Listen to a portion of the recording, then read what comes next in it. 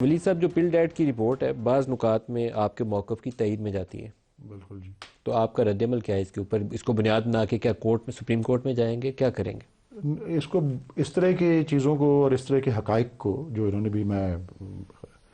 شکریہ ادا کرتا ہوں پل ڈیٹ کا بھی اور محبوب صاحب کا بھی، کہ یہ اس طرح کی باتوں کی نشاندہی کرتے ہیں۔ انہی کے ایک مضمون میں نے پڑھ کے یہ بات سینٹ کے فلور پر بھی کی تھی کہ جب قانون کہتا ہے کہ پروویژنل رزلٹ سارے حلقوں کے جو ہیں وہ آروز جو ہیں وہ رات یا اگلے دن صبح 2 بجے تک جو ہے وہ رات 2 بجے تک وہ اگلا دن ہو جاتا ہے نا، تب تک 12 بجے کے بعد جی، تو وہ اس کو پروویژنل رزلٹس کو جاری کر دیں گے۔ اور ان کا فگر تھا یہ پل ڈیٹ کا کہ 859 ریٹرننگ آفیسرز، ایک ریٹرننگ آفیسر پورے پاکستان بھر میں 859 میں سے ایک ریٹرننگ آفیسر نے بھی پروویژنل رزلٹ نہیں جاری کیا۔ یہ کس بات کی دلیل ہے؟ اس کے بعد اگلے دن صبح 10 بجے تک آپ کو کرنا ہوتا ہے، اس وقت ایک چھوٹا سا فریکشن رزلٹس کا آیا تھا۔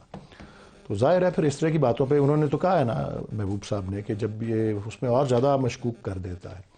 اور اس دفعہ تو جس طرح انٹرنیشنل کمیونٹی اور انٹرنیشنل پریس اور میڈیا نے بھی اس کو ٹیک اپ کیا، اور اس کی وجہ یہ ہے کہ، اور یہ میں بھی سینٹ کے فلور پہ کہہ چکا ہوں کہ یہ جو بیرون ملک آبزرورز آئے ہوئے تھے، جو میڈیا کے لوگ آئے ہوئے تھے، ان سے ہم ساری پولیٹیکل پارٹیز سے انٹریکشن تھی، ہم سے بھی مل رہے تھے، الیکشن سے پہلے بھی، الیکشن سے بعد بھی، مختلف ممالک کے سفراء، ایمبیسڈرز، ان کے پولیٹیکل آفیسرز، ان سب کو الیکشن کمیشن نے خود ایک ہال دیا ہوا تھا الیکشن کمیشن کے اندر، اور وہاں 8:30 بجے آ کے الیکشن کمیشن کا نمائندہ اعلان کرتا ہے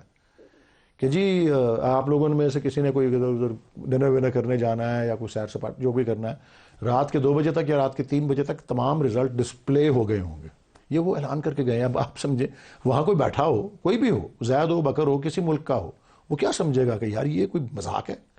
کہ کیا آپ سپریم کورٹ جائیں گے ایز اے پارٹی کس چیز کے خلاف؟ جی ای سی الیکشن فارم 45 اور 47 کے ایشو کے اوپر؟ جی اس پہ ایک تو پارٹی،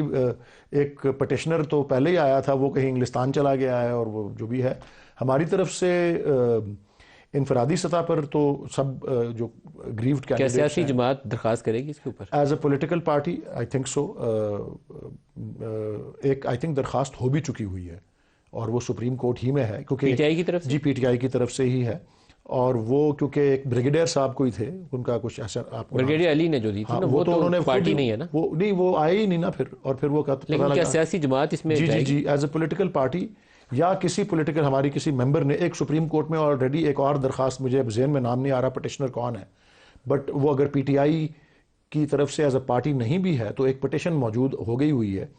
اور I am trying to remember کون ہے اس کے پیچھے، بٹ ہم سے کوئی لنکڈ شخص ہے جو، یا ہمارا کوئی ہم خیال انڈیویجول ہو تو اور پوزیشن ہے، لیکن آپ کی پارٹی کی طرف سے اگر جا کے بیرسٹر علی ظفر یا حامد خان وہاں جا کے درخواست دیتے ہیں تو ایک انٹائرلی ڈفرینٹ گیم بن جاتی ہے، پھر پارٹی فریق بن کے جاتی ہے۔ جی جی جی جی میرے خیال میں اگر ابھی تک نہیں بنی تو اس میں کوئی بعید نہیں ہے کہ ہم اس کو ضرور جو ہے کریں گے، لیکن یہ بات جو